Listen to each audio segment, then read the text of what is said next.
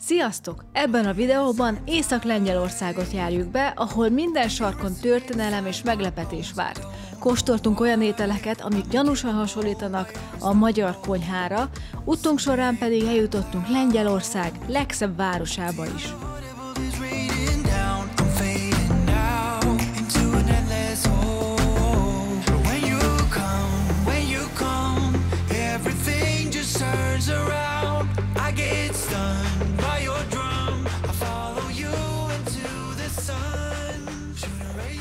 Ez az észak-lengyel régió, ez csak arra vár, hogy most felfedezzük.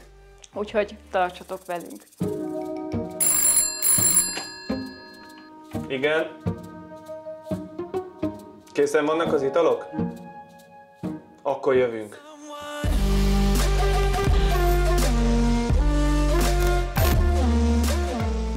Az az igazság, hogy egész nap utaztunk, és eléggé elfáradtunk, de mivel most kevés az időnk, ezért úgy döntöttünk, hogy mindenképpen megyünk egy kicsit sétálni, és megpróbáljuk felfedezni a várost.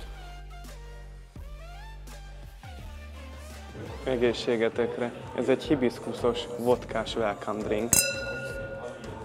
Most teljesen vakon megyünk, csak előre. Semmi célunk nincsen, csak sétálunk, egy picit magunkba akarjuk szívni az itteni környezetet. Rengeteg régi ház van itt, ha oda néztek a háttérbe, akkor piros téglából épített templomtorony, és arra van az Oder folyó is.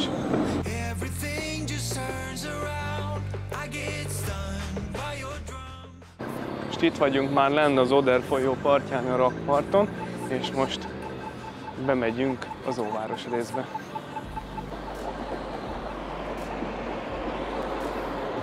Mivel itt ilyen jól kiépített rakpart van, ezért úgy döntöttünk, hogy végig fogunk sétálni. Ott van a háttérben egy óriás kerék, itt van az Oder folyó, ami a Közép-Európa egyik legjelentősebb folyója. Németországban ered, és a Balti-tengerbe torkollik bele. Amúgy így a legelső benyomásunk az, hogy elég kulturált a város. Van szinte mindenhol itt a rakparton WC, előbb is volt, akkor nem ilyen toj-toj volt, hanem egy rendesen kiépített WC, aztán el lehet menni hajókázni, van szórakozásra lehetőség. A város 1945-ig, azaz a háború végéig Németországhoz tartozott, van is neki egy német neve, Stettinnek hívják, és ez nagyban rányomta ugye a mostani lengyel városra a lenyomatát. Rengeteg német jár át ide, rengeteg német lakik itt a városban. Igaz, hogy annak idején innen kitelepítették a német lakosságnak a nagy részét, és lengyel lakosokat telepítettek idebe, de annak ellenére a kultúra az mai napig megmaradt egy ilyen keverékként, hiszen az előbb is hallottuk, hogy itt több bárban is német zene szólt. És akkor ott pedig az Oder másik oldalán, egy picit a belvárostól később eső részen pedig egy fix szórakoztató park, a Kranausaurus van. Honnan is jött ez a név? Hát onnan, hogy a régi gyárépület területére hozták létre tulajdonképpen ezt a szórakoztató parkot, és a Kranausaurus azok pedig ezekre a darukra utalnak, amiket különböző színnel is megvilágítottak.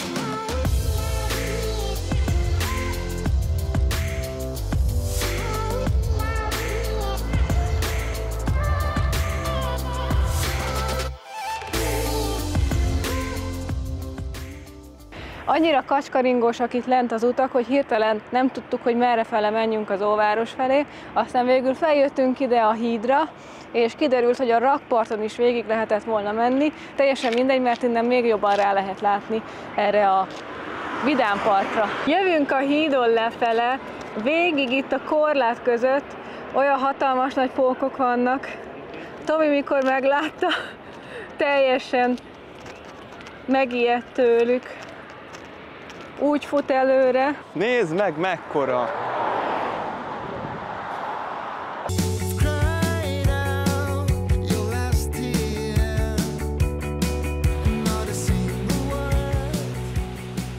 De értünk a város legikonikusabb részéhez, a rakparthoz, és itt láthatjátok ezt a hatalmas nagy szökőkutat, amire az van kiírva, hogy Haken Terrasse, és 1902-től 1907-ig épült, tehát németül van kiírva, akkor még ugye Németország területe volt ez a város is, és ez az egyik legikonikusabb része itt a rakpartnak, ahonnan gyönyörű kilátás nyílik az Odera folyóra. Itt található a Nemzeti Múzeum, illetve a Tengerészeti Múzeum is.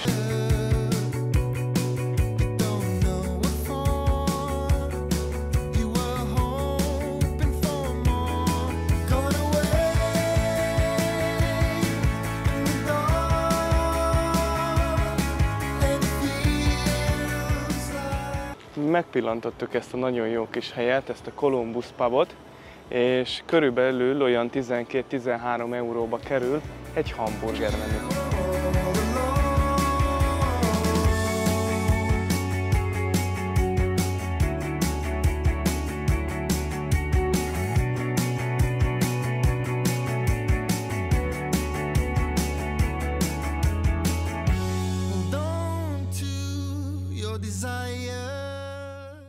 Jó reggelt, egy újabb napra ébredtünk, és most meg fogjuk nézni Szecsin kimaradt részeit, amit tegnap este már nem volt energiánk felfedezni, és megnézzük a város egyik legnagyobb, legjelentősebb jelképét, a katedrálist is. Ez itt mögöttem a Szent Jakab apostol katedrális, ami már nagyon régóta a városnak az egyik legfontosabb jelképe és a legmagasabb épület itt, a 12. századtól pedig a város meghatározó vallási helyszíne. De ez a székesegyház nem mindig volt katolikus székesegyház, a 16. században a reformáció idején protestáns templom volt, majd utána a 20. században vették át újra a katolikusok, és a II. Világháború után megpróbálták visszaállítani eredeti formájába, és ezért fedezhetünk fel rajta különböző építészeti stílusokat. A háború alatt Szecsin a náci Németország fontos ipari központja volt és kikötővárosa. Számos hadiüzem működött itt, ami a német hadsereg ellátását szolgálta. Ezért főleg 1944-ben és 45-ben súlyos bombázásokat szenvedett el a város. A legtöbb épület az megsemmisült vagy megrongálódott, többek között ugye ez a templom is, és nagyon sok részét a városnak bizony újra kellett építeni. Milyen díszes a székesegyháznak a kapuja is, mindenfele, amerre nézünk, mindenfelé történelmet látunk a városban. És jelenleg pedig itt állunk a pomerániai hercegeknek a kastély udvarán, aminek a makettjét itt láthatjátok mellettem. Ugye ez a hatalmas nagy torony, aminek a tetejére fel lehet menni.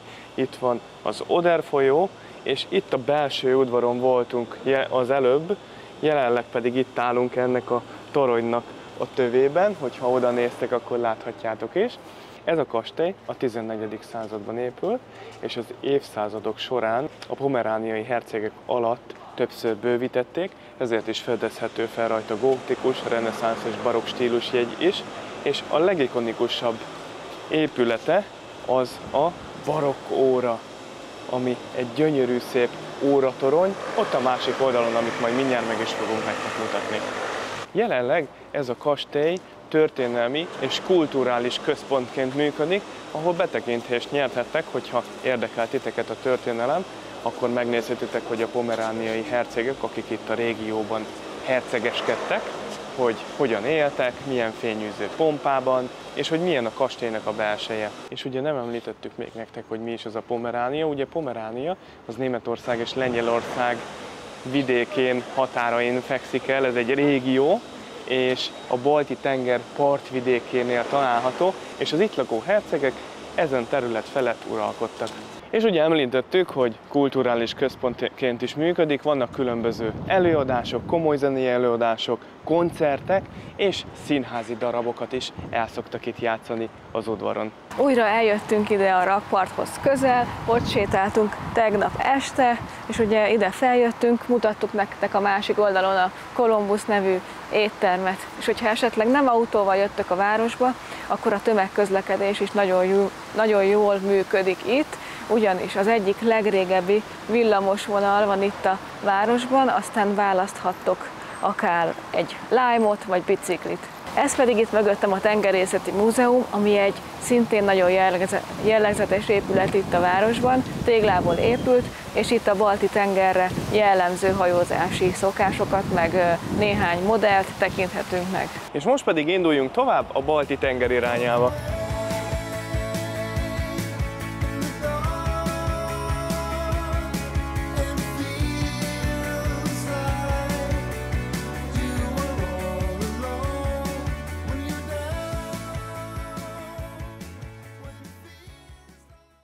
Megérkeztünk Kovobzseg településre, ez itt van a Balti-tengernél egészen északon, és most próbálunk kijutni a világító toronyhoz. Itt is van ilyen hatalmas nagy kirakodóvásár, már egy jó ideje itt araszolunk, hogy végre le tudjuk tenni az autót, reméljük, hogy sikerrel fogunk járni, és meg tudjuk nektek is mutatni, hogy milyen szép itt. Amíg itt parkolóhelyet keresünk, addig elmondok néhány információt a városról. 1945. márciusában a város a keleti front fontos csatatere volt, amikor a szovjetek és a lengyelek megpróbálták visszafoglalni a németektől, és ekkor egy elég véres csata zajlott, amikor teljesen elpusztult a város. Aztán a háború után Lengyelország része lett, elkezdték újjáépíteni, és egy fontos üdülőhely a mai napon, illetve gyógyfürdőváros. Elég nehezen, de végül is sikerült leparkolnunk. Szerencsénk volt, mert ahogy mentünk nagyon-nagyon lassan előre, hogy láttuk, hogy valaki beszáll a kocsiba, és akkor megkérdezte a Tomi, hogy elmegy-e, és azt mondta, hogy elmegy, úgyhogy végre be tudtunk állni. Nem is tudom, hogy mennyi idő volt így egy fél kört menni, szerintem negyed óra, fél óra. Biztos, hogy így nettó el voltunk a dugóba, de reméljük, hogy megérte. Több helyen árulnak ilyen fánkot, ez egy nemzeti étel, ugyanúgy, mint amit Németországban mi szoktunk venni, meg szokták tölteni általában szilvával, és leszórják porcukorral. Az idő az eléggé viharos, mondhatni fürdőzésre nem alkalmas, de ez az északi népeket egy cseppet sem riasztja vissza, mert bementek a vízbe.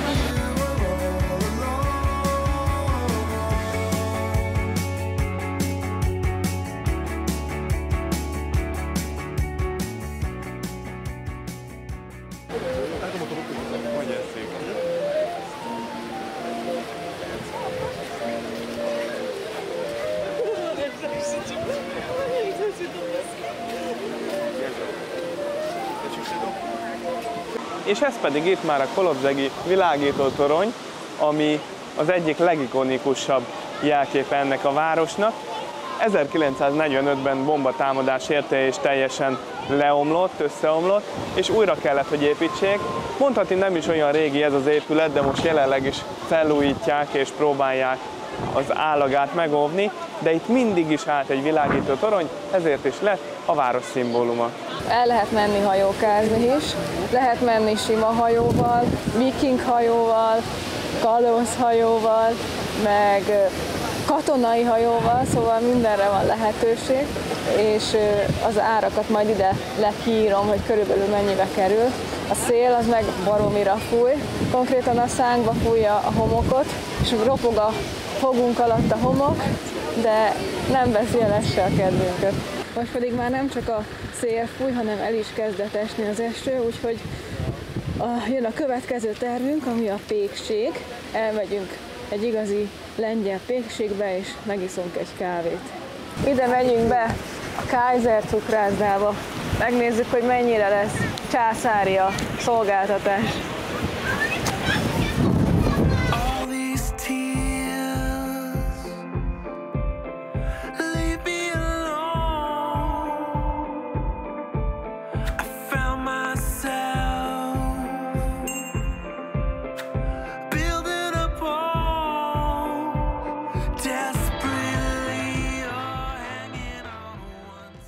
Két cappuccinót rendeltünk és két süteményt, 18 eurónak megfelelő zlotyit fizettünk érte, és nagyon jól néz ki, kíváncsi vagyok, hogy milyen.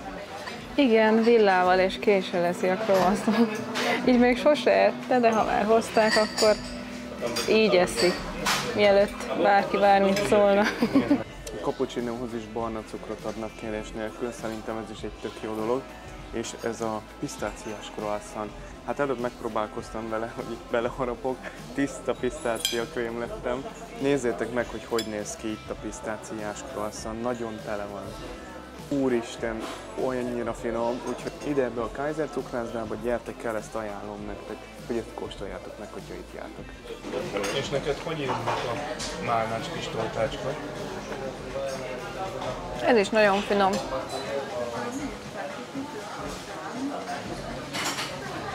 Nézzétek meg, hogy milyen sok krém van benne, és ebből a krémből nekem ide neki, erre a száraz részre kellett, hogy kenjek pisztáciakrémet, mert olyan finom.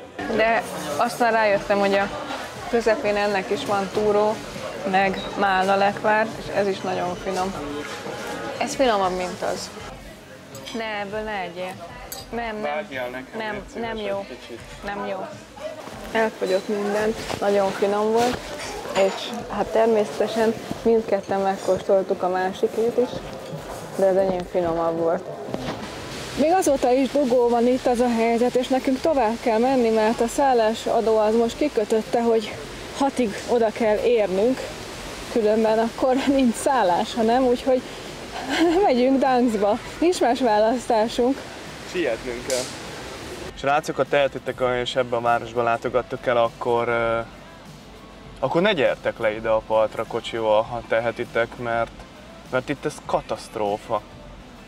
Hanem álljatok meg egy kicsit a külváros, vagy a tengerparttól messzebb, és inkább sétáljatok ide, mert most elindultunk, egy 10 perce álltunk ki a kocsival, ugye, és nem haladtunk szinte semmit. Sikerült beszélni az apartman tulajdonossal, és megegyeztünk, hogy ott hagyja nekünk a kulcsot egy kis keyboxba, ahonnan majd ki tudjuk venni egy kóddal, tehát ez azt jelenti, hogy nem kell 6-ig odaérnünk, mert be fogunk tudni menni a szállásunkra, és ezt még azt is jelenti, hogy egy állomást még Dansk előtt be tudunk iktatni, ami szintén a tengerpartnál lesz.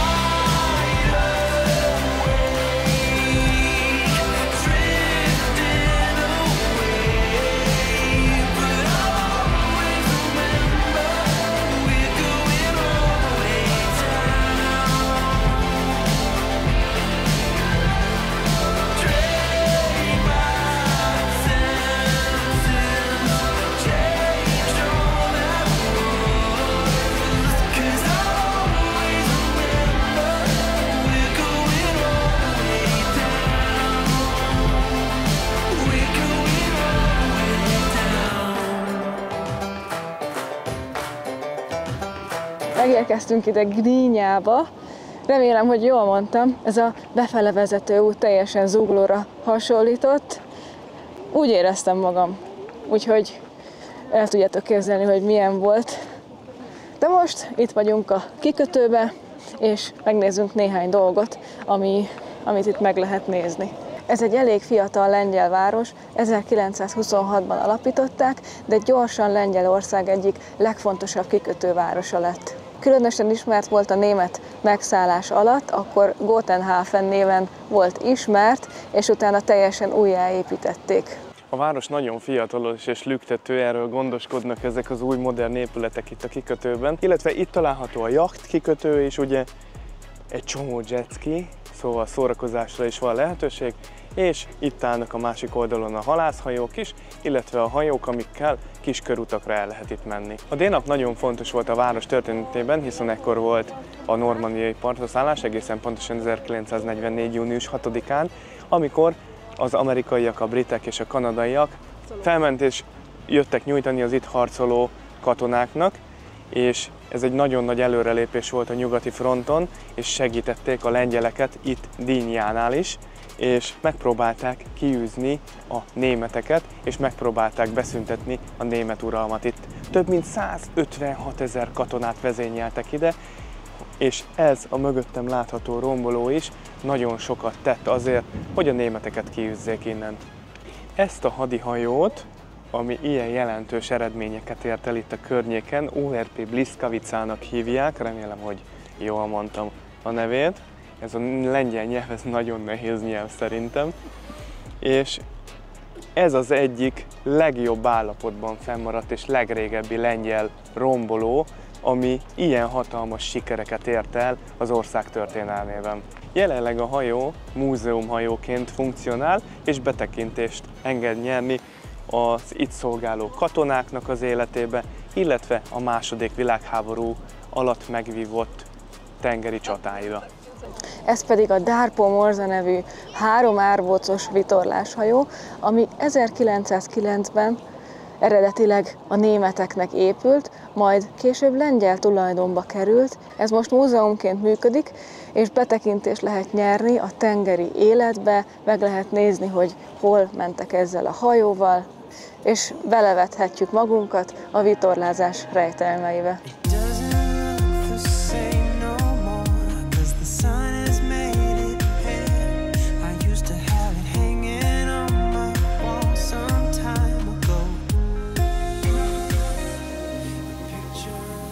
Azért egy ilyen hatalmas nagy vitorláshajót nem egy ember vezet, gondolom, hanem egy elég nagy legénység kell hozzá, hogy a Karib-tenger kalózaival láttuk.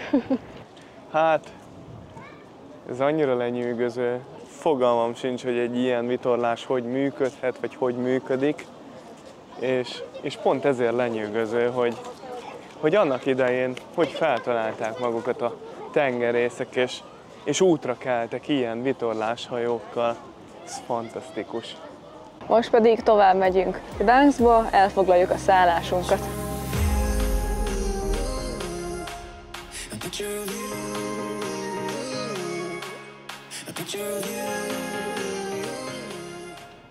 Megérkeztünk ide Gdańskba, de ez még nem a szállásunk, hanem először el kell hoznunk a kulcsot arról a címről, amit megadott nekünk a hölgy, majd innen fogunk átmenni. Megvan? Megvan? Megvan a kulcs! Megvannak a kulcsok, úgyhogy most menjünk és foglaljuk el a szállásunkat.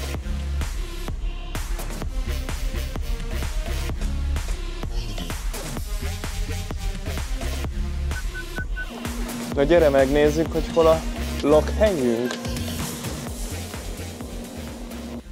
Megyünk föl a második emeletre, ott van az apartmanunk.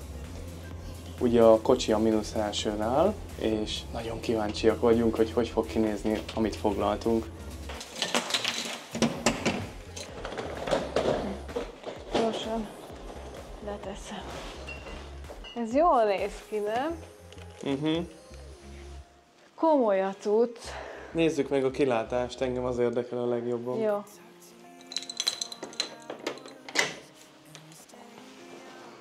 Nézzük meg, leveszem a iskolatáskámat.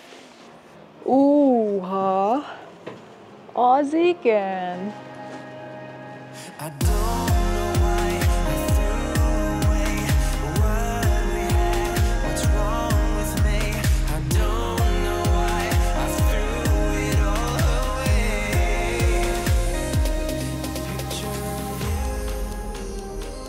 Ez durva, kijössz az erkére, azt elhajlad itt egy kalózhajó.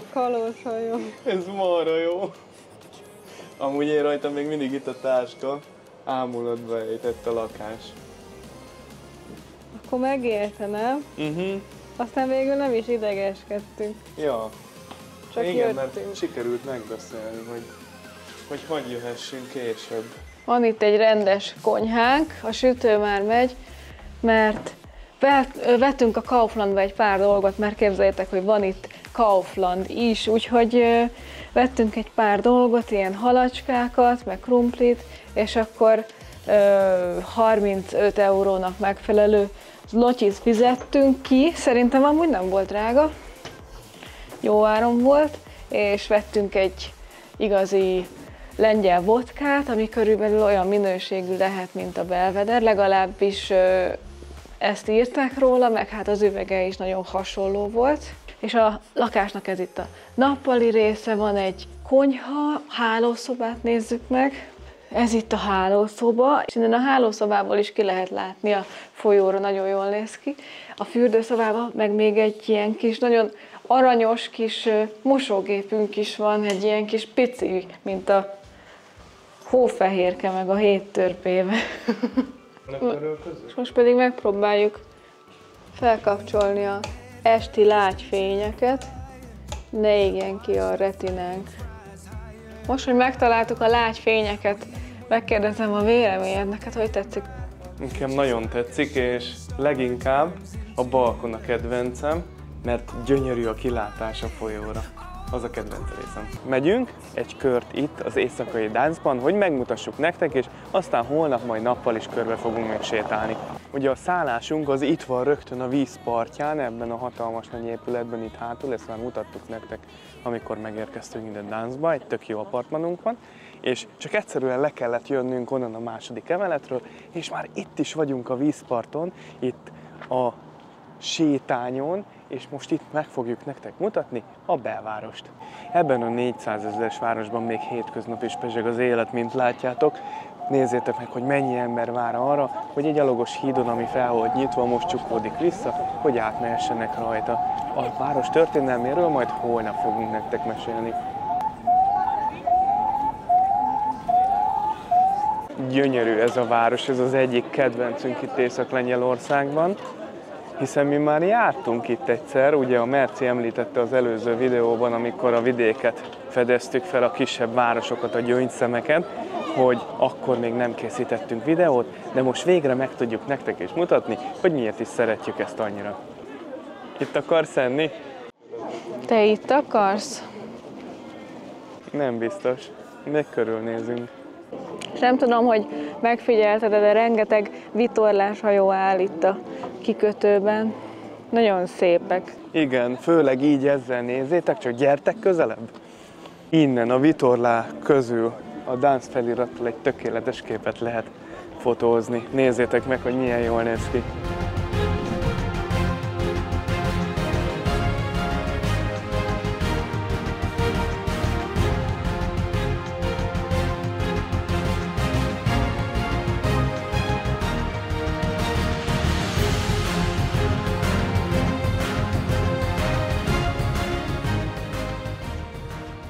Azért fantasztikus itt a folyóparton sétálni. Nézzétek meg, hogy az összes étterem tele van, és annyira jó hangulata van. Igaz, hogy nincs meleg, olyan 17-18 fok körül van, már fel kellett vennünk egy pulóvert, de nézzétek meg, hogy milyen fantasztikusak ezek a gyönyörű házak, és itt a háztövében pedig itt az emberek simán el vannak, és jól érzik magukat.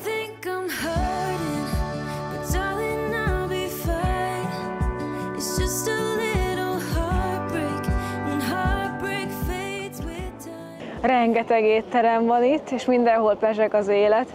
Ugye itt vagyunk a Balti-tenger partjánál, és lehet kapni fish and chipset természetesen. Én nagyon ennék egyet.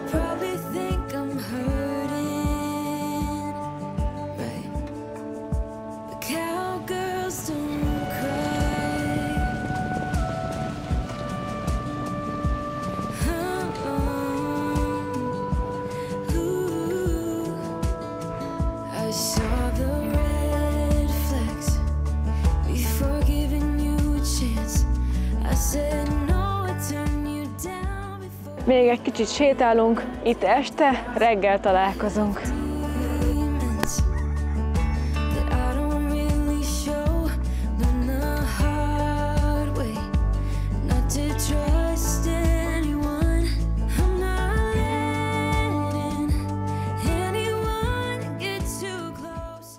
Megyünk, leadjuk a kulcsunkat, nem ott kell leadnunk, ahol felvettük, hanem ott a lobbyba, amit tegnap este megmutattunk nektek, és közben ugye felhoztuk az autót a mélygarázsból, itt akartunk megállni, aztán láttuk, hogy hát ez amúgy buszparkoló, és jól elbántak itt az összes parkolóautóval, de ilyenkor tud az embernek a pótkerék és az aksis flex a barátja lenni. Na mindegy, szóval a viccet félretéve ne parkoljatok itt tilosba, főleg ne itt Dance területén, mert csúnyán el tudnak bánni a kocsitokkal. Leadtuk a kulcsot, úgyhogy most megyünk, és felfedezzük nappal is Gdańsk városát. Elindulunk ugyanazon az útvonalon, ahol tegnap este mentünk, kevesebben vannak a városban, de néhányan már most így fél 10-kor beültek sörözni. Így nappal jobban lehet látni, hogy a középkori építészet keveredik a modernnel, és minden apró kis részlet számít. Ugye ezek a úgymond kalózhajók is nagyon feldobják a belvárost, és nagyon jó a hangulata az egésznek. Ez a torony a 14. századból származik, úgy hívják, hogy hattyútorony, és ezen a téren előtte szokott lenni a halpiac. Nekem az is tetszik, hogy igaz, hogy most nincs olyan rekesztő hőség, de városszerte több helyen van a kutyáknak és a turistáknak, városnézőknek is, kitéve egy ilyen ivókút.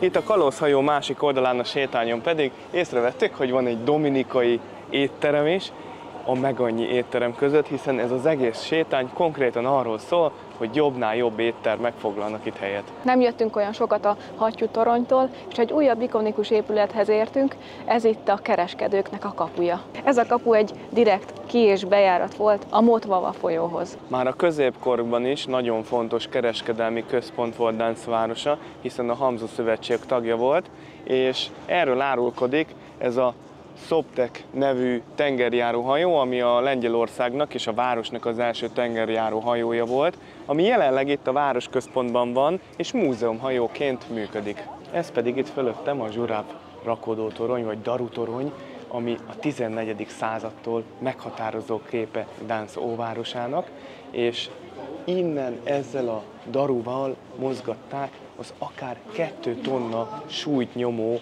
árukat rá a hajóra, vagy le a hajóról. Természetesen ez az épület is, mint meg annyi más itt az óvárosban, vörös téglából épült. És ide bejöttünk ebbe a kis zegzugos utcába. Nézzétek meg, hogy milyen gyönyörű, szép színes házak vannak, ott a háttérben pedig a Mária templom. És Gdańskot nevezik a borostyán városának is, hiszen rengeteg helyen lehet borostyánból készült különböző ékszereket, illetve díszeket találni. Ez azért van, mert a középkor óta ugye egy fontos borostyán kereskedelmi központ volt Gdańsk, és itt voltak a legnagyobb borostyán feldolgozó üzemek is.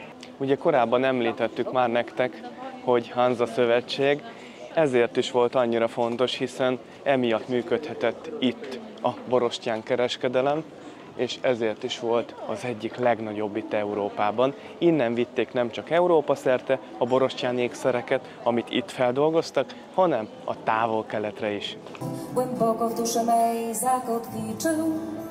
Jak wtedy, gdy na brzeg przyniosłeś serce swego, sztorm znów nam pozwolił przeżyć. Zarzuciłeś sieć, oddałam Still saying we're not like that.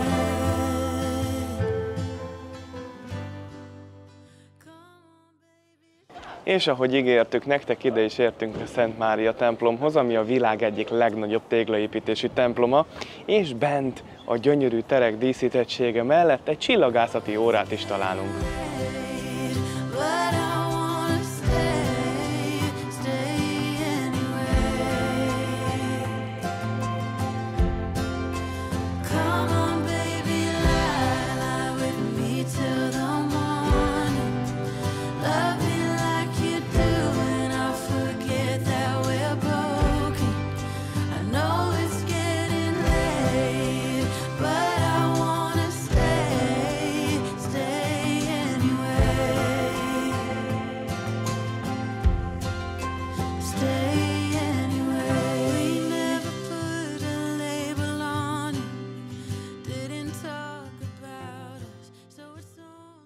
Bizonyára ti is észrevettétek már, hogy milyen keskenyek és magasak a házak homlokzatai. Ez azért van, mert a középkorban is már ugye túlzsúfolt volt a város, és nagyon drágák voltak ezek a telkek. Keskeny, hosszú telkek voltak itt a belvárosban, és ezt úgy oldották meg, hogy ilyen keskeny, magas házakat építettek, hogy maximalizálták a kihasznált tereket, és csökkentették a költségeket.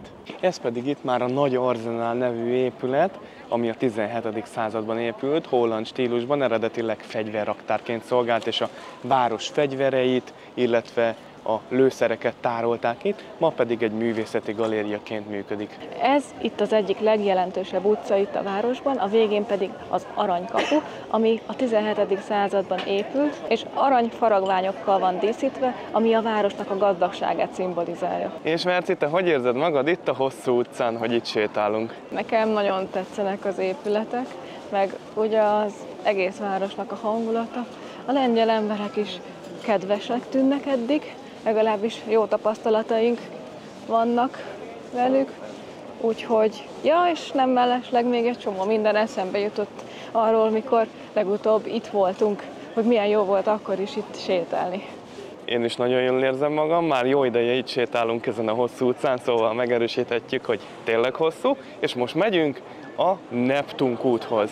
Több mint 4 nevezetesség van egy helyen, ez itt a Városháza, mögötte van a Szent Mária templom, aztán az Artemis udvar, ami egy régi kereskedőház volt, és előtte pedig a Neptunus kút. Az Artus udvar azért is különleges, hiszen a Hanzavárosnak a gazdagságát és fontosságát tükrözi, belső, színes, díszített terei vannak, és gyönyörű középkori kályhái. Tegnap hiányoltad a zenét, és most itt megkaptad, mert már hallottunk lengyel dalt is előzőleg, most pedig szaxofonszót. Úgy szerintem egy város így a leghangulatosabb, hogy jönnek-mennek az emberek, gyönyörű szép színesek, rendezettek a házak, az utcák, és szól közbe a zene, vagy éppen valaki valamilyen hangszeren játszik. Nekem ez hozzá tartozik egy gyönyörű szép középkori városhoz.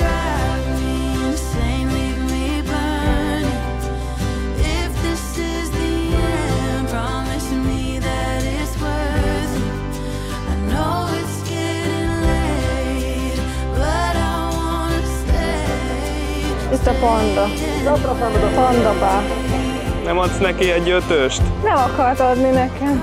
Ez pedig a hosszú utcának a másik végén a Zöld kapu, amit a 17. században egy királyi rezidenciának szántak. Múltkor ezen a helyen ettünk, elég jó volt, semmi pucparádé nem volt, csak egy egyszerű lengyel étterem, de nagyon jó. Kaptunk 2 ilyen 0%-os málnás sört. Köszönjük!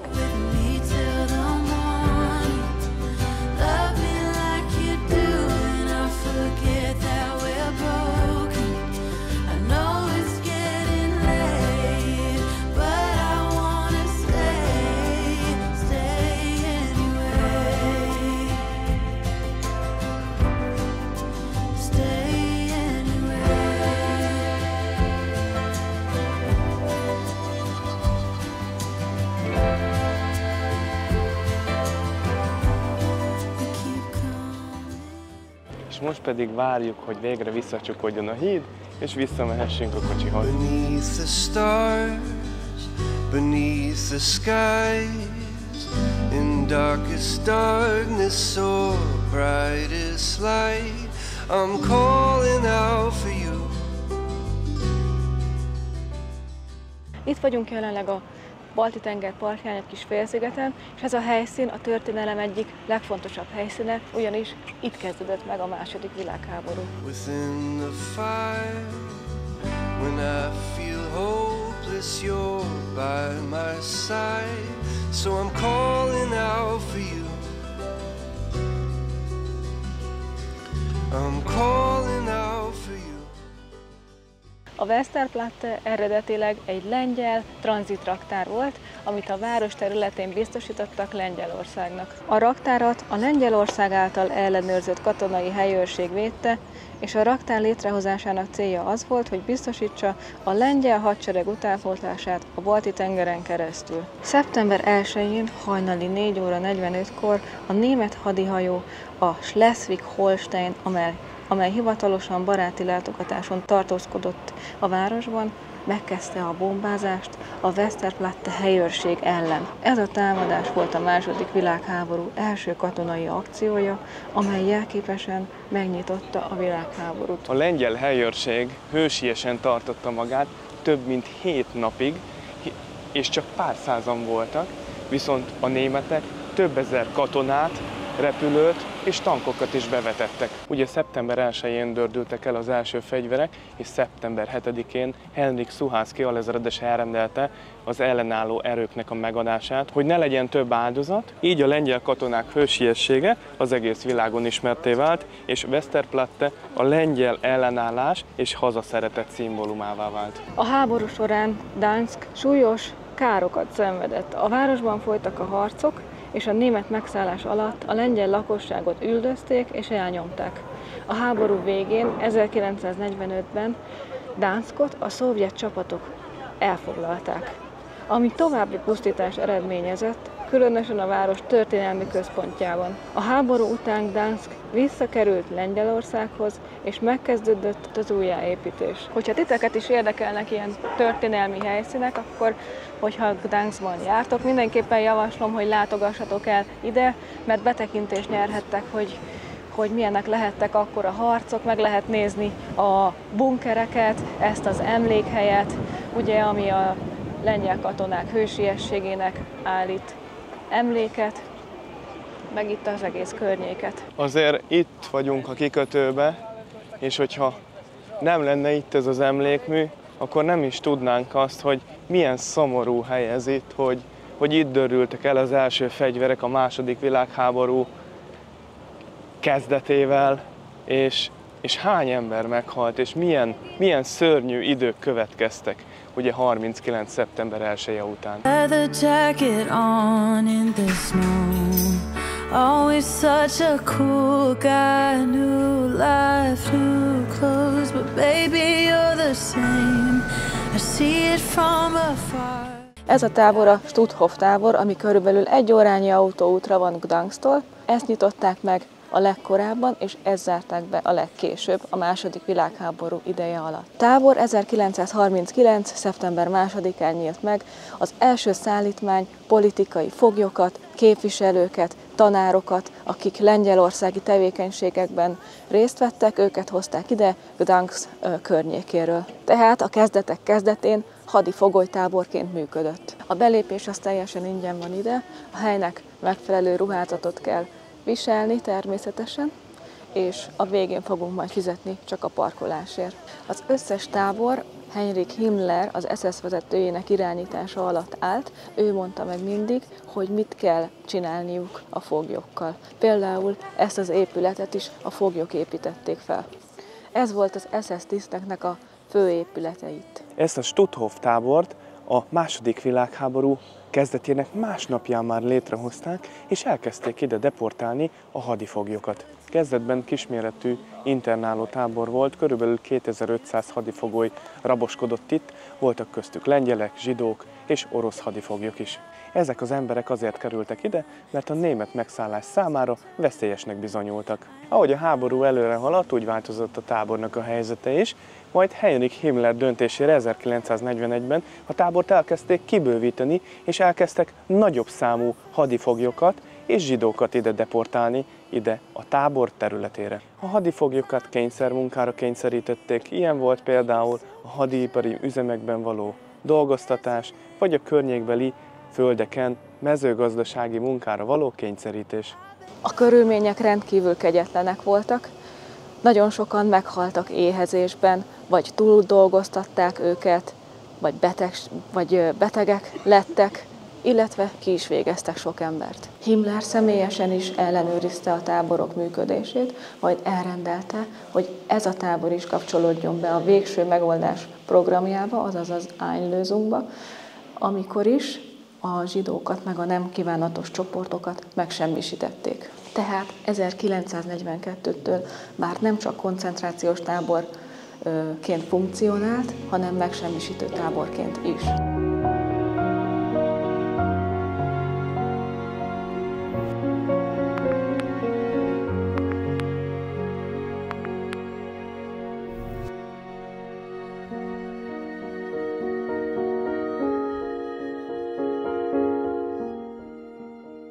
Ideértünk az első épületbe, az úgynevezett bunkerbe, ami egy könnyű szerkezetes lapos épület, és ilyen kis pici helyiségek vannak, ablak nélkül. Egy sima falap van ide az oldalára eszkávával tulajdonképpen, és itt tudtak az emberek aludni ezen a részen. Tehát azokat az embereket zárták be ezekbe a barakokba, vagy úgynevezett ebbe a bunkerbe, ablakmentes helységekbe, akik nem viselkedtek jól, vagy nem dolgoztak szorgalmasan, és napokig csak kenyeret és vizet adtak nekik. Ez, ahol most állunk, volt az úgynevezett lágerkantinnak az épülete, ahol a foglyok tudtak termékeket, tisztálkodási szereket vásárolni, de ehhez csak akkor jutottak hozzá, hogyha jól viselkedtek. A családtagjaik a lágernak küldtek pénzt, és hogyha jól viselkedtek, akkor a pénzért cserébe kaptak különböző tiketeket, amiért itt vásárolni tudtak. Például fogkrémet vagy élelmiszert.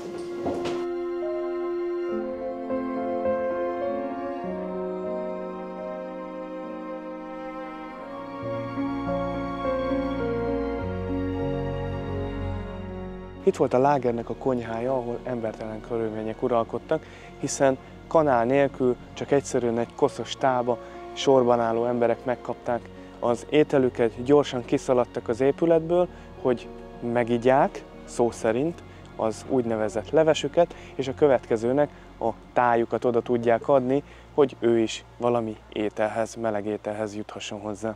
Ti tudjátok azt, hogy az emberek miért jöttek ide ebbe a táborba önkéntesen is?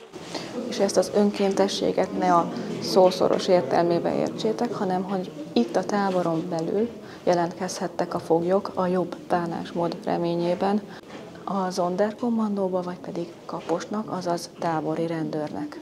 A külsősök pedig tábori személyzetként jelentkeztek, mert abban reménykedtek, hogy a karrierük majd felfele fog ívelni.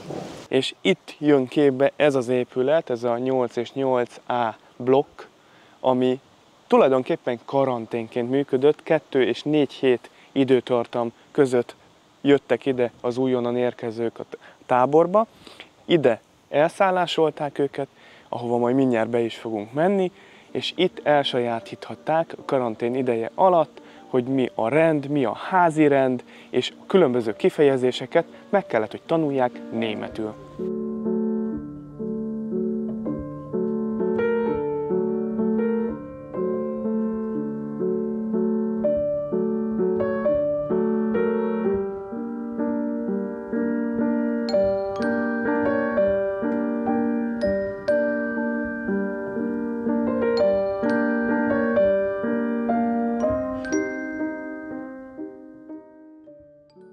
A terület hatalmas volt, és rengeteg barak helyezkedett el itt a tábor területén.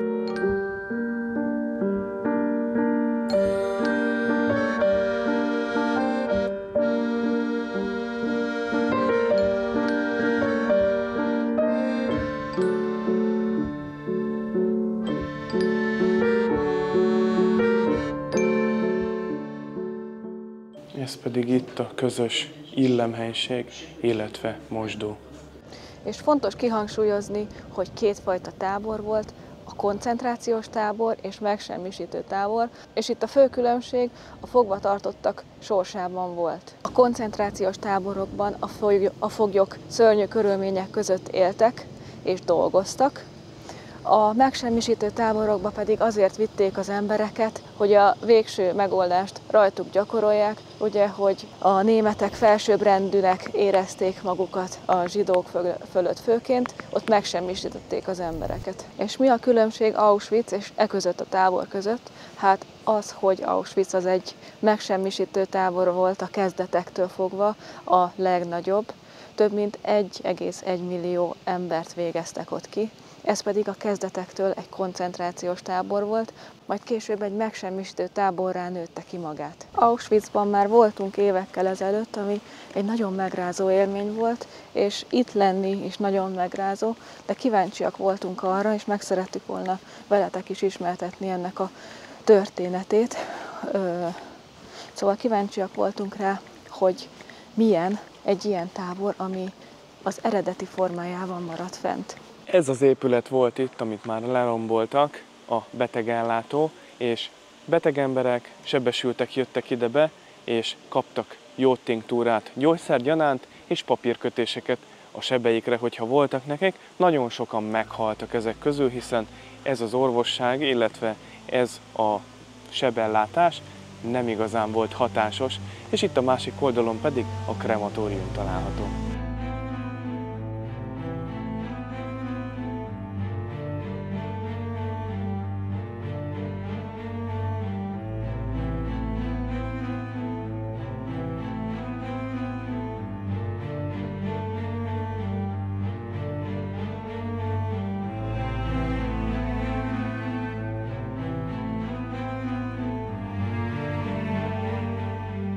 Ez pedig itt a krematóriumnak a belseje, ahol ugyancsak egy csomó kép, illetve emlék van megőrizve az utókor számára, hogy milyen kegyetlenségek is folytattak itt, és ott az előtérben pedig láthattátok a hamvasztókemencéket. Ez pedig volt itt az akasztófa mögöttem, ahol olyan halálbüntetéseket hajtottak végre, amiről a többi rabnak nem szabadott tudnia, aztán pedig amikor végrehajtották ezt a halálbüntetést, akkor rögtön itt a krematóriumban a holttestet el is tudták égetni. Ez az épület mögöttem a kínzókamrának a maradványa, ahol a rabokat különböző módszerekkel próbálták megtörni, mint például felakasztották őket a kezüknél fogva, vagy a cigicsikket elégették rajtuk, vagy jeges vízbe tették őket, esetleg lefagyasztották. Ez itt pedig a gázkamra mögöttem, ami eredetileg a rabok ruháinak fertőtlenítésére szolgált, majd 1944-ben kivégezték itt őket. De nem mindenkit végeztek itt ki, hanem hadifoglyokat, rokkantakat és munkaképteleneket, akik itt a tábor területén nem voltak hasznosak. Tudod-e azt, hogy mit hittek akkor az emberek, mikor ide bementek? Nem. Miért mit hittek? Te tudod? Igen, azt, hogy ez egy zuhanyzó, mert úgy alakították ki, hogy úgy nézzen ki, mintha egy zuhanyzó lenne, és azt hitték, hogy megfürdetik őket, de ugye már nem élve jöttek ki onnan. Beszéltünk róla, hogy a raboknak a vagyontárnyait, a cipőit, a ruháit, a bőröngyeit külön kupacokba válogatták, és általában minden egyes tábor közelében volt egy vasútvonal, mint például itt is, mert vasúttal hozták be őket. Ahogyha megnézzük, akkor ez egy nagyon keskeny nyomtávú vasútvonal, és a kocsik is kisebbek, mint általában a megszokottak. Ömlesztve voltak az emberek egymás hegyén hátán. Itt most el tudjátok képzelni, hogy milyen szörnyű körülmények között. És ahogy jöttünk ide, egy ilyen eldugott helyre érkeztünk, amikor közelítettünk kocsival, és egy ilyen erdős területen vagyunk jelenleg, csak arról lehetett felismerni, hogy merre van a tábor, hogy végig az út mellett volt ez a keskeny nyomtávú vasútvonal. 1945 elején, amikor a szovjet csapatok közeledtek a Stutthof táborhoz, akkor Himmler parancsára halálmenetek vették kezdetét, hiszen elkezdték evakuálni a tábort, és a hosszú menetelés és a hideg idő miatt nagyon sokan életüket is vesztették, akik itt raboskodtak a táborban. Aztán 1945. május 9-én a szovjet csapatok végleg felszabadították a még a táborban maradt foglyokat, és gondolhatjátok, hogy milyen szörnyű állapotok és körülmények voltak itt. De végre már nem a náci megszállás foglyai voltak ezek a rabok. Olyan hirtelen érkeztek meg ide a szovjetek, hogy a németeknek már nem volt idejük lerombolni a tábort, és azért van az, hogy ez maradt meg a leginkább. De a foglyoknak még itt sem ért véget teljesen a rémálom, amikor felszabadították őket, mert olyan szörnyű állapotban voltak, sokan orvosi segítségre szorultak, illetve igyekeztek visszatérni és megtalálni a családjukat. Itt ezek a fehér kőfal maradványok pedig azoknak az új lágeroknak a maradványai, amiket 1943 és 45 között építettek. Itt az új lágerhez tartozott egy új konyhaépület is, valamint egy kertészet üvegházakkal. Természetesen ez már egy felújított üvegház itt, nem így néztek ki, nem volt ennyire modern, de tényleg voltak itt üvegházak.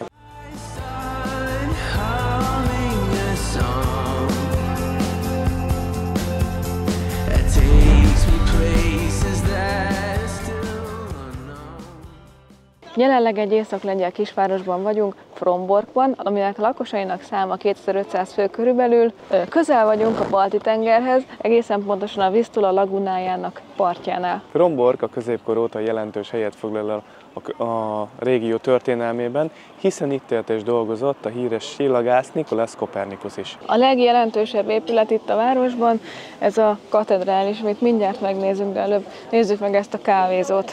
Szóval milyen jó ez a tér, hogy itt a kávézó, kávéznak az emberek, ezek a tipikus északi téglaépületek jól néznek ki. Nagyon szép.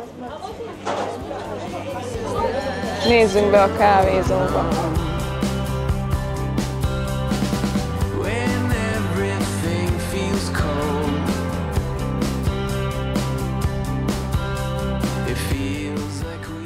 Készül a csoportkép. Állj oda közéjük, aztán majd mikor nézik, azon fognak gondolkozni, hogy ki ez a fickó.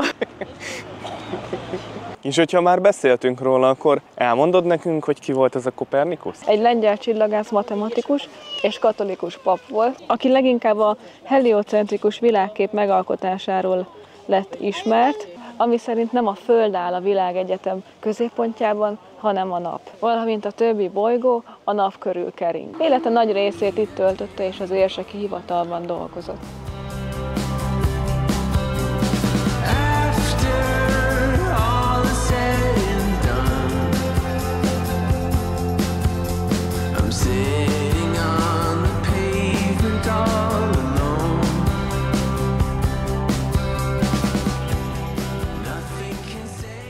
Fromborknak a legjelentősebb épülete ez a katedrális, ami a 14. században kezdett el épülni, és több év alatt érte el ezt a mostani formáját. Gyönyörű, szép vörös téglából építették meg ezt a katedrálist, és azért is annyira híres, mert itt élt és dolgozott Copernicus, a sírja is a katedrálison belül található meg. Ez pedig itt a dóm mellett a planetárium, ahová ugyancsak belépővel lehet bemenni, ugyanúgy, mint ahogy a dómba is. Fel lehet menni egészen a torony tetejére, vannak távcsövek is, megismerkedhettek, hogyha érdekel titeket az égitestekkel, hogy hogyan is, miképpen működött annak idején, Copernicus ideje alatt a felfedezés, és hogy milyen kapcsolatban állt Copernicus Fromborkkal. A planetárium nem csak múzeumként működik, hanem oktatási intézményként is, ezért is jár ide sok iskolás csoport is, osztályok, és itt megismerkedhetnek az égitestekkel a gyerekek. Nézd, itt is gondolnak az állatokra. Tettek ki a kutyáknak vizet. Ez tök jó szerintem.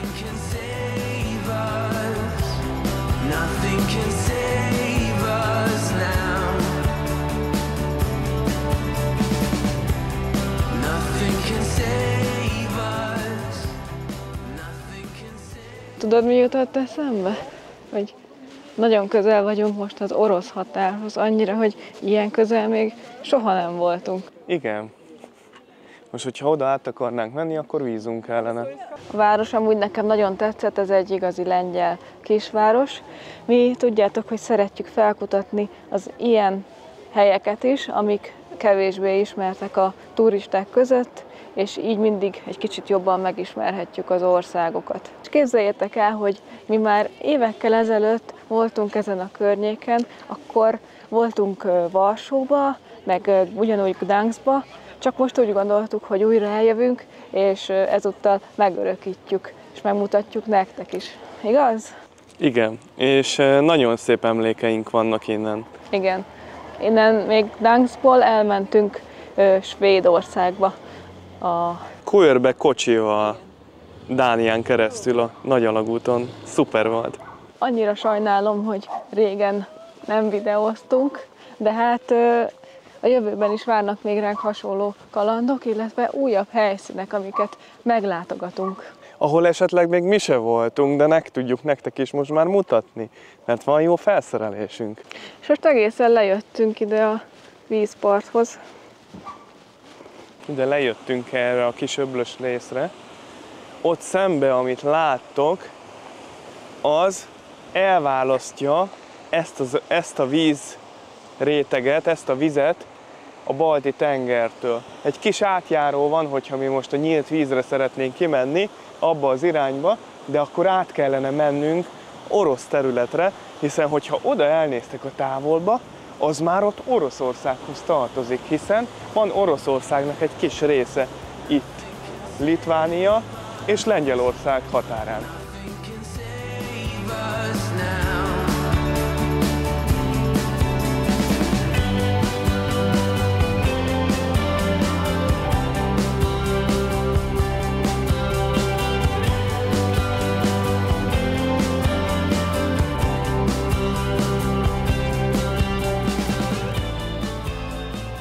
Tankolunk a MOL kútnál, hiszen itt Lengyelországban is van MOL, és 6,39-be kerül 1 liter dízel, az olyan 1,53 € per liter. Nos, a következő város, amit megnézzünk, Elbląg, és már vesszük is a parkolójegyünket, általában eddig nem olyan sokat fizettünk a parkolásért. Nagy általánosságban 70 centbe kerül egy óra parkolás. Először az óvárosát fogjuk megnézni, aminek a nagy része a II. Világháborúban elpusztult, utána pedig újjáépítették. Ez egy nagyon régi város, egészen pontosan 1237-ben alapították, és a Hanza Szövetség tagjaként jelentős szerepet játszott az észak-európai kereskedelemben. Most pedig belecsöppentünk egy vásárba, és én ilyen Weisskraut illatokat érzek. Te? Én is. Teljesen olyan, mintha egy német városban lennénk, pedig nem, de az illatok olyanok. És most egy kicsit körülnézünk. És az a baj, hogy éhes vagyok, és megéheztem ilyen finom kajákra. Azt a mindenit neki. Ezt érezted, Mercike, nézd, ott van a káposzta, a töltött káposzta, és nézzétek meg, itt ilyen helyi specialitást csinálnak, ilyen töltött, nem is tudom minek mondjam, kis táskácskák. Ez a pierogi vagy pirogi egy nemzeti étel, amit most az előbb bemutattunk nektek. Ez egy ilyen kis töltött tészta, káposztával szokták megtölteni, vagy éppen túróval. Ez ugyanúgy a hétköznapokban is részt vesz az alapétkezésbe a lengyeleknél, mint ünnepi alkalmakkor. Én annyira megkóstolnám, csak az a problémánk, hogy nincs nálunk KP, csak kártya, hiszen eddig mindenhol kártyával fizettünk, és egyáltalán nem váltottunk egy zlotyit se át. Amúgy félő, hogy mennyi egyezés van a magyar és a lengyel konyhában, hiszen itt is egy csomó ilyen kis tannál árulnak zsíros kenyeret, csak ők nem feltétlenül csak hagymával eszik, vagy piros paprikával, hanem tesznek rá akár kovászos uborkát, újhagymát, vagy paradicsomot. Megkérdeztük biztos, ami biztos, mert annyira szerettünk volna enni, és előkaptak a pult alól egy bankterminált, úgyhogy most meg fogjuk kóstolni a pirogit. Van káposztás, van gombás krumplis, aztán milyen volt még? Spenótos. Spenótos, és ennyi igazából. És hús is van.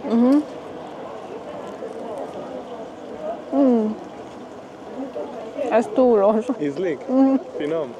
Na, az tök jó. Nekem erről a fűszerezésről, meg az egész töltelékről a káposztás tészta jutott eszembe, ez egy káposztás pirogi, és nekem ez nagyon ízlik. Már nagyon régen ettem káposztás tésztát is, és most így felidézte az emléket.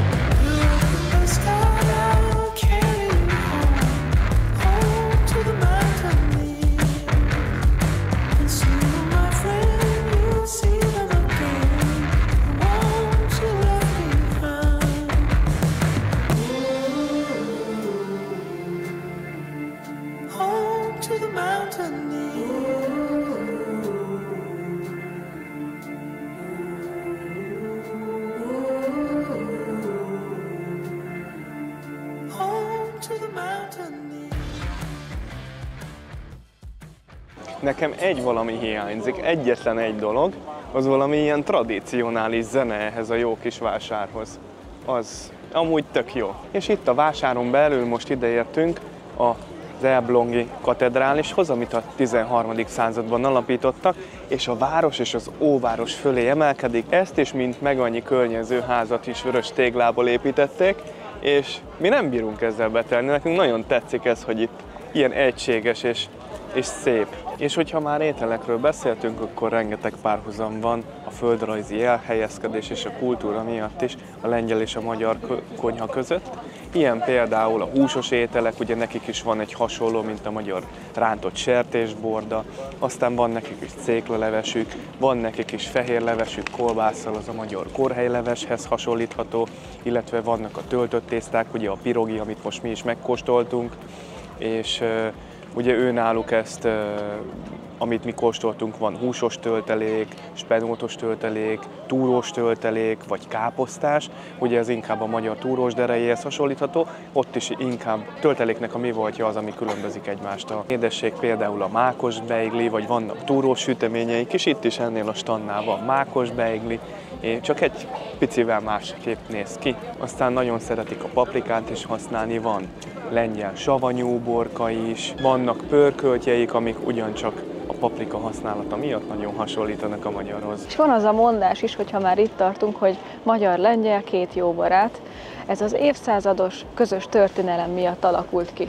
1848-49-ben például támogatták a lengyelek a magyar függetlenségi törekvéseinket. Például első Szent László magyar király édesanyja lengyel hercegnő volt. 1956-ban Magyarországon és Lengyelországban is forradalmak zajlottak, és a lengyel emberek úgy fejezték ki szimpátiájukat, és úgy segítettek a magyaroknak, hogy vért adtak, és abból szereztek pénzt a támogatásra. És ez is milyen jó, hogy itt kisétáltunk az óvárosból, és itt van az Elbląg csatorna, ide is le lehet jönni, lehet sétálni a csatorna partján.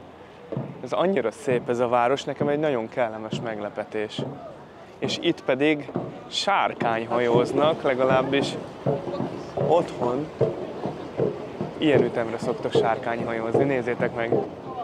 Élméppenséggel volt sárkányformája, de tök jó, hogy ilyen lehetőségek is vannak itt a csatornán. I should slow down, take it easy. I just keep on staring at my phone. Yeah, my head's spinning, heart's racing, knowing that you could give me a call. I lay awake at night because all I seem to think about is you. Fuck, I don't know what to do. Itt pedig már második János Pál pápának a szobrát látjátok. Nagyon sok helyen láttuk már az ő szobrát itt az országban, hiszen ő lengyel származású volt. És nézzétek meg, hogy milyen jó hangulatú kis macskaköves szűk utcák vannak itt is. Nem csak Olaszországban lehet ilyet találni, hanem itt Észak-Lengyelországban is, és ez nagyon tetszik nekünk. És ugye említettük már ezeket a kis utcákat, hogy ezek tetszenek, a vörös téglaépületeket. Nekem nagyon tetszenek ezek a gyönyörű szép homlokzatú, különböző színekben pompázó házak is. És neked, Merci? Nekem is tetszenek, egy kicsit az 1940-es években érzem magam, ezek miatt, az épületek miatt. Jó itt sétálgatni.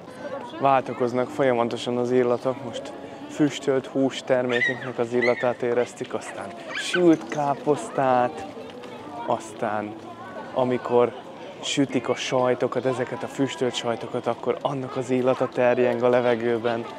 Különböző édességeknek az illata, annyira jó is sétálni. Kürtös kalács töltve, vagy különböző ízesítéssel az oldalán, mint Prágában, nézzétek meg. Ez is tök jó. Mondjuk mi, ezt már többször elmondtuk, a faszénen sütött kürtös kalácsot szeretjük a legjobban. Ez a kapu pedig a középkorból maradt meg. A legismertebb jelképe a városnak Market Gate-nek hívják. Azaz a piacnak a kapuja.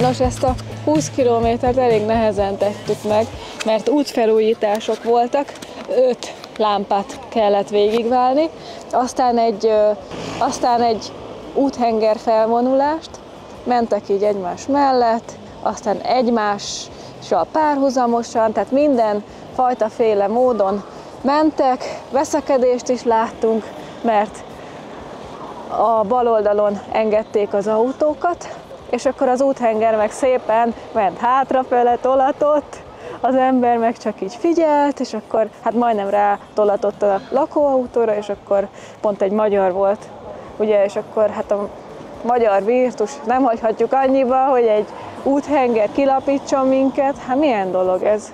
Na mindegy.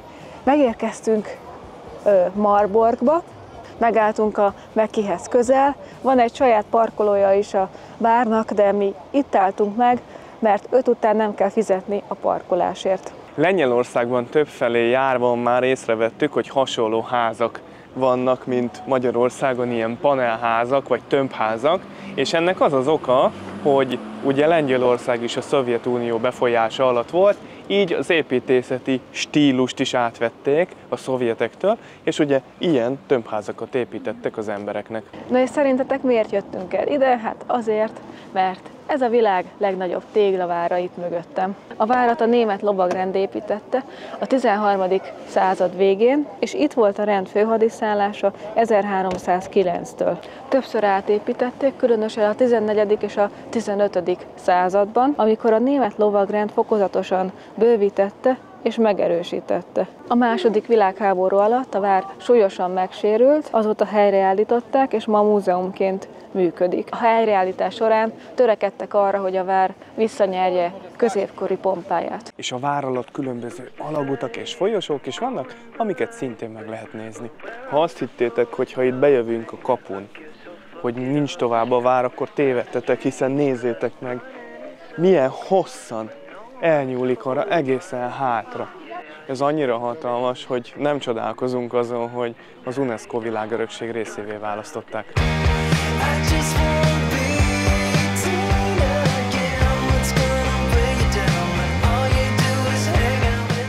Ide a külső részre ingyenes volt a belépés, viszont hogyha át szeretnél menni ezen a kapun és részt venni vártúrákon, akkor belépőt kell venni.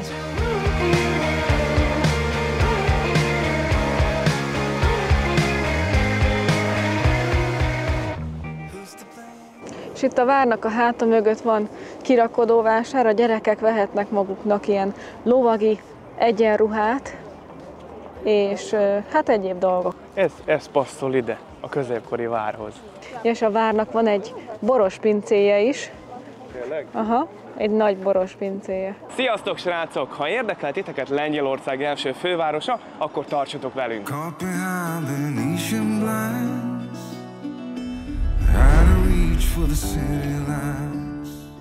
Megérkeztünk Bydgoszcz városába, a templom mellett álltunk meg, és pont egy esküvő volt itt az előbb. És most egy kis szigetre megyünk át itt a városban, a hídon, aztán azt fogjuk megnézni először. Olyan kietlen ez az utca, de reméljük, hogy annál szebb lesz, ha leérünk. Rengeteg helyen az országban útfelújítás volt, legalábbis amerre mi mentünk tegnap is a kisebb utakon, meg ma is. Ma például rávitt minket a víz az autópályára, pedig ki szoktuk ütni a fizetős utakat, de annak ellenére rávitt, mert elvileg nem volt másik út. Kihúztuk a jegyünket, aztán dugóba kerültünk, majd kiérve a dugóból odaértünk a kapuhoz, ahol fizetni kellett volna, de valami oknál fogva mégsem kellett, úgyhogy szerencsénk volt, valószínű azért nem kellett, mert sokat kellett állni. Most pedig egy hídon fogunk átmenni, egy csatorna mellé kerültünk, hiszen ez a csatornák városa. Itt van Európa egyik legrégebbi mesterséges csatornája, ami a mai napig működik. A csatornát 1774-ben építették, és összeköti a Vistula és az Odera folyókat. Egyedülálló zsiriprendszerrel rendelkezik, amit még a 18. században fejlesztettek ki, közülük néhány még mindig az eredeti állapotában van. Erre a belváros részre nem lehet egyáltalán behajtani ide kocsival, ezért tudtunk mi is egy kicsit így a külvárosban leparkolni, és csak gyalog vagy engedéllyel rendelkező taxival lehet ide jönni. Nézzétek meg, hogy mekkora játszótér van itt a gyerekeknek, és tele van gyerekekkel. Amúgy ezt megfigyeltük, hogy rengeteg gyerek van itt Lengyelországban, és ez tök jó dolog. A parkban pedig most egy előadásra készülnek, ott függeszkednek a hatalmas nagy daru tetején, már 4-en. Looking for sunset, digging deep since 99. What I thought was gone was sitting in my pocket in plain sight all along.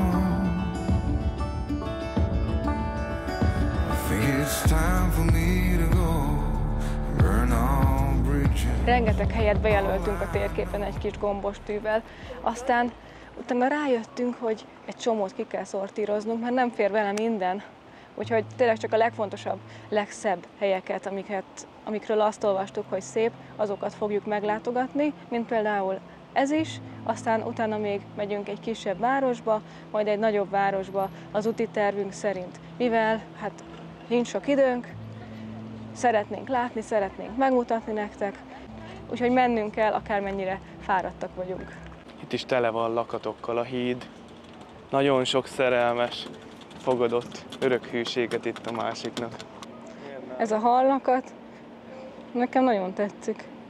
Eddig akárhány lengyel városba jártunk, mindegyik nagyon tetszett nekünk, nem láttunk szemetet az utcán, ki is vannak téve kukák, és tényleg nagyon szépek. Az épületek is általában fel vannak újítva, vagy törekszenek megőrizni éppen a régi formájukat. Nekünk az a tapasztalatunk, hogy eddig sehol nem éreztük magunkat veszélyben, nem féltünk attól, hogy bárki ellopja bárminket. Szóval nekünk jók a tapasztalataink, hogyha esetleg nektek van másfajta tapasztalatotok, akkor osszátok meg velünk. És azt vettük még észre ezen kívül, hogyha valahol sorba kell állni, akkor sokan kedvesen meg szoktak minket szólítani. Igaz, hogy egy betűt nem értünk abból, amit hozzánk beszélnek, de kedvesek az emberek velünk, és akkor így mosolyogva tudtukra adjuk, hogy mi nem beszélünk lengyelül, és akkor is kedvesen visszamosolyognak. Ez annyira tetszik nekünk.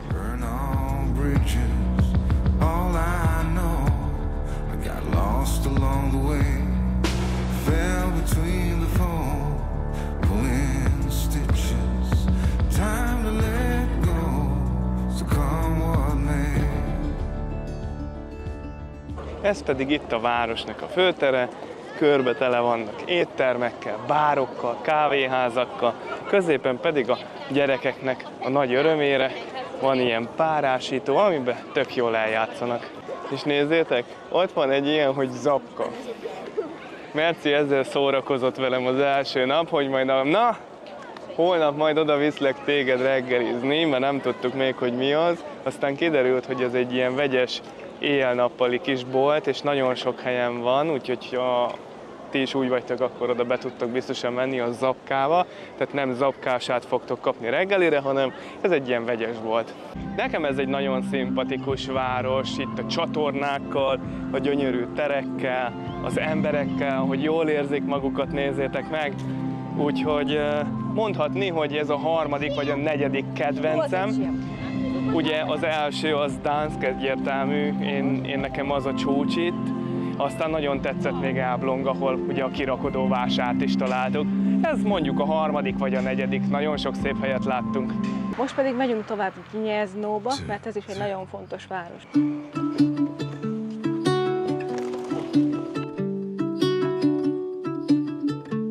És hova érkeztünk most meg? Gnieznóba, és megérkeztünk a katedrálishoz. Ez a Szent Adalbert székesegyház, és itt koronázták meg az első lengyel királyokat. A 10. században épült. És téged ez a város így eddig, hogy van itt egy székesegyház, főváros volt, és ilyen szép katedrálisa van. Melyik városra emlékeztet? Magyarországon? Igen, Magyarországon. Esztergomra? Igen. Próbáljunk meg bemenni a katedrális belsejébe, mert itt őrzik bent Szent Adalbert ezüst szarkofágját.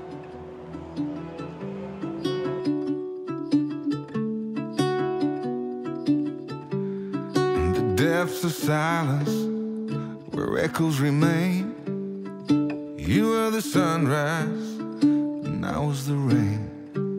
A collision of souls, opposing in flight. Pont mikor bementünk, egy koncertelőadás volt, és milyen jó, hogy ki van használva a templom, rengetegen voltak bent, és nézték a koncertet, és mi is egy kicsit részesei lehettünk most ennek. A lengyelek és a katolikus vallás kapcsolata mélyen gyökerezik az ország történelmében és kultúrájában.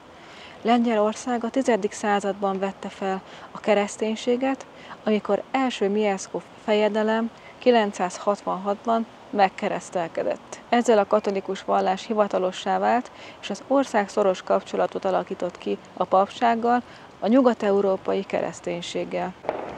És napjainkban is a lengyelek többsége katolikusnak vallja magát. Szent Adalbert egy cseh származású püspök volt, aki a 10. században tevékenykedett. Aki különösen ismert a pogány poroszok közötti missziós munkájáról. Ugye Adalbert 997-ben mártírhalált halt, amikor missziós tevékenysége során a poroszok megtámadták és megölték őt.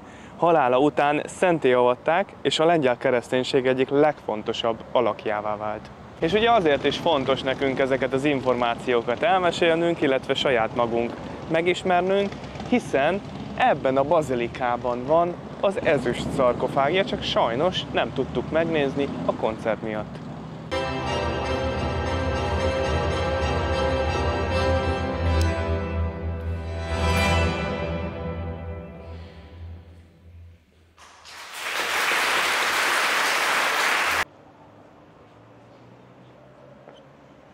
Elmondható Lengyelországról, hogy eléggé dinamikusan fejlődik, rengeteg felújítás folyik itt az ország területén, és szépen rendbe tartják az országukat.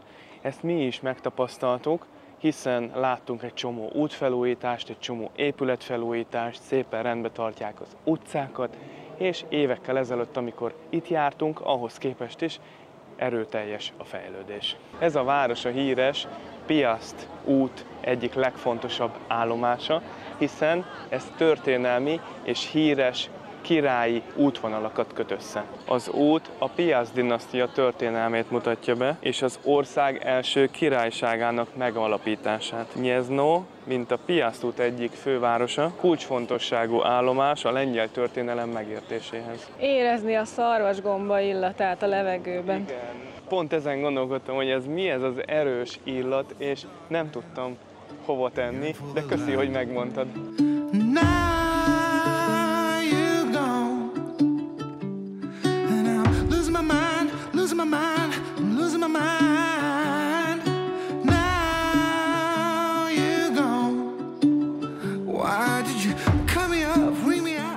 Szerintem nagyon megérte itt megállni, akármilyen fáradtak vagyunk, annyira szép ez a város, és ezt nem is tudtuk, hogy ez volt az első lengyel főváros. És most estére, miután kellően elfáradtunk, megérkeztünk ide a hotelbe. Ez egy 5 csillagos Sheraton hotel, mára ez volt a jó deal, elég jó áron volt, le volt akciózva, mindenünk is van, ugye, még mehetnénk fürdeni is, de már nem igazán szeretnénk, mert inkább pihenni fogunk, hogy holnap frissen meg tudjuk nézni a várost. Szóval tegnap ott hagytuk abba, hogy megérkeztünk ide Poznányba. Egészen közel vagyunk a nemzetközi piachoz. A Sheratonba szálltunk meg egy éjszakára, és nagyon jól aludtunk, jó kényelmes volt az ágy, úgyhogy ha itt jártok, akkor ezt a hotelt is bátran merjük nektek ajánlani. És tök közel van a belvároshoz, tulajdonképpen csak át kell mennünk az úton, a zebrán, és már ott is leszünk az első látnivalónál. A hotel egy eléggé forgalmas csomópontban található, ennek ellenére fent a szobában egyáltalán nem volt zaj, hiszen jól szigetelnek az ablakok. Van lehetőség rögtön felpattani villamosra, hiszen Poznánynak van villamosvonala is, és buszra is, hiszen itt van a buszmegálló, illetve a villamos megálló is. És ahogy korábban már említettem, ott a háttérben láttok egy hosszú, különböző színekben pompázó tetejű épületet, ez a Poznányi Nemzetközi Vásár, ami az egyik legrégebbi és legnagyobb nemzetközi vására Közép-Európának. Több mint 100 éve rendeznek már itt vásárokat, ezen kívül fontos oktatási és konferenciaközpont is. Most oda igyekszünk a másik oldalra, ahhoz a szép épülethez, hiszen ez már az óvárosnak a kezdete, ehhez le kell mennünk itt az aluljáróba, és ott fogunk a másik oldalon kiukadni.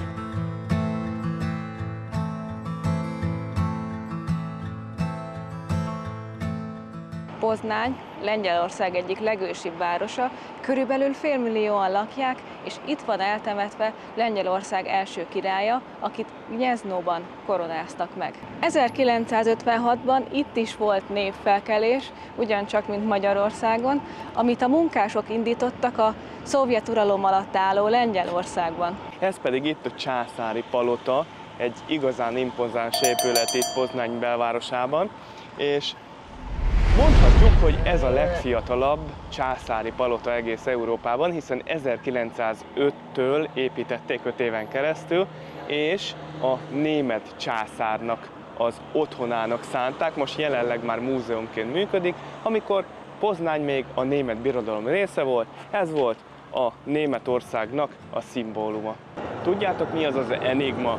Ha nem, akkor itt Poznányban választ kaptok a kérdésetekre ebben a múzeumban, hiszen itt is van egy enigma központ. Ugye az enigma az egy német rejtjelező gép volt, amit titkos kódolásra használtak, de voltak lengyel matematikusok, akik már a háború előtt sikeresen feltörték ezeket a kódjeleket, és ez hatással volt a háború kimenetelére. Volt egy film, a Kódjátszma, ahol egy angol matematikus, Turing próbálta továbbfejleszteni a lengyelek taktikáját ezzel az enigma géppel kapcsolatban, és feltörni még inkább azokat a kódokat, kódjeleket, amiket ezzel a géppel a németek a háború alatt létrehoztak. És srácok, nézzétek csak! Ott egy Ikarus busz, egy régi Ikarus busz, tök szép állapotban van. Most egy térhez érkeztünk, éppen a Bazilika felé tartunk, és azt is észrevettük, hogy rengeteg itt a Macskaköves utca, meg a régi jármű. Konkrétan az egész belváros kövekkel van kirakva, és nagyon sok helyen látunk ilyen emléktáblákat. Nem tudunk sajnos mindegyikről beszélni, de a legfontosabb dolgokat, azokat elmondjuk. Ahogy ide beértünk a térre, engem tudod, melyik városra emlékezt? Na, melyikre? Pilzenre. Tényleg? Emlékszel, hogy ott is volt egy hatalmas nagy tér, és körbe voltak épületek, középen pedig egy torony. Igen, de nagyon szép. Egy picit így annak a toronynak, annak a fehér épületnek ilyen mór beütése van. Ugye korábban az Andalusz kalandunkban nagyon sokat beszéltünk a mórokról és azoknak a hódításáról, és ennek például semmi köze hozzá, de mégis a fehér színe miatt, az írások miatt, meg az a díszítése miatt borzasztóra olyan a beütése, de nagyon szép. Ugye említettük nektek ezt a gyönyörű szép épületet itt az Óratoronnyal, hát ez a városháza az egyik fő látványossága a városnak, méghozzá nem csak a városháza, hanem ott, ahol van az óratorony, ott 2 darab kecske fog megküzdeni egy lengyel, egy poznani legenda szerint. Ezek a mechanikus kecskék minden nap délben birkóznak egymással az óratorony alatt, ahogy mondtam, ami a város egyik legnépszerűbb turisztikai attrakciója. A legenda szerint ez a szokatlan díszítés egy régi történetből ered, amely arról szól, hogy egy fiatal szakács, miközben városvezetőknek készítette a vacsorát, a kecskék mentették meg a vacsorától ezt a katasztrófát, és így tiszteletből helyezték el őket a toronyban. Ez a kecskeviadal minden délben itt megtalálható a főtéren, látjátok, hogy rengeteg ember gyűlt itt össze, és mindjárt delet fog ütni az óra, úgyhogy láthatjuk mi is testközelből a kecskéknek az összeütközését. Hát, összeütköztek a kecskék, ezt is láttuk. Ő pedig ide csalta közbe a gyerekeket. Lufi karddal szurkálják szét a gyerekek ezeket a buborékokat. Tök jó mulatság nekik. Igen, mert először elengedi a buborékokat, úgy csalja oda őket, utána oda mennek, és akkor akarnak már kardot is venni. Szóval okos. Jó a biznisz. Nézd a Kecske bácsit, ott jön, jó beöltözött ebbe a melegbe. Ez itt a piactér, Lengyelországnak a legszebb és legjelentősebb piactere. 13. században jött létre, amikor Poznány városi rangot kapott. Körbe a teret gyönyörű szép színes házak építik, mindegyik különbözően néz ki, egyforma sincsen, úgyhogy érdemes mindegyiket alaposan szemügyre venni. A levegőt, a káposztának az illata lengi be itt is, és rengetegen vannak, mivel szombat van, rengetegen zenélnek itt a téren, meg különböző attrakciókat adnak elő a turistáknak. És ez már nem az első kút, amit látunk. És milyen jó dolog, hogy a városnak a több pontján el van egy kút helyezve, hogy a hőségbe lehessen valamit inni. Illetve WC-k is vannak. Én kíváncsi vagyok, hogy itt a téren mennyiért lehet megebédelni, úgyhogy nézzünk meg 2 étlapot, hogy körülbelül meg tudjuk mondani, hogy mennyi egy ebéd. Jó, nézzük meg, viszont akkor nézzünk olyan helyen, ahol mi is most ennénk, bár nem vagyunk éhesek, mert reggeliztünk. De mondjuk nézzük meg ott azokat a virágos teraszokat, oda szívesen beülnék, hogyha éhes lennék. Megnéztünk 3 helyet is itt a téren, átlagosan 15 euróért lehet egy főételt enni. És akkor ez itt a Szent Péter és Pál székesegyház, ami jelenleg piros színben pompázik, de nem volt ez mindig így, hiszen a 10. század óta, amióta megépült, folyamatosan építgették, szépítgették, bővítették. Azért is fontos keresztény helyszín ez, hiszen itt van a lengyel kereszténységnek a bölcsője, mivel 966-ban első Mieszko fejedelemséget itt keresztelték meg. A templom kriptája különösen fontos, hiszen itt nyugszik első Mieszko fejedelemség, és fia első Boleszláv is. Most pedig megyünk vissza a kocsihoz, de először megyünk a hotelba, mert ott hagytuk a cuccainkat, bepakolunk, aztán pedig elhagyjuk az országot és a várost. Visszajöttünk a kocsihoz, ugye nem a szállodánál parkoltunk le, mert ott 150 zlotyiba került volna egy nap, az 36 euró környékén van, hanem itt parkoltunk le egy sarokkal odébb konkrétan, és applikációból, majd ezt is el fogjuk nektek mondani, hogy milyen applikációt használtunk itt az egész észak-lengyel utazásunk során. Applikációból parkoltunk bankkártyával, bármilyen bankkártyát hozzá tudtak adni, és fizettünk összesen 30 zlotyit felfele kerekítve, az azt jelenti, hogy 8 eurót reggel 8-tól most délutánig. Ez volt a mi kalandunk Észak-Lengyelországban. Finom ételekkel, izgalmas történetekkel és egy várossal, ami örökre a szívünkbe égett. Ha tetszett az utazás, nyomj egy lájkot, iratkozz fel, és tarts velünk a következő úton. Should have been you. Another time, another place, I just know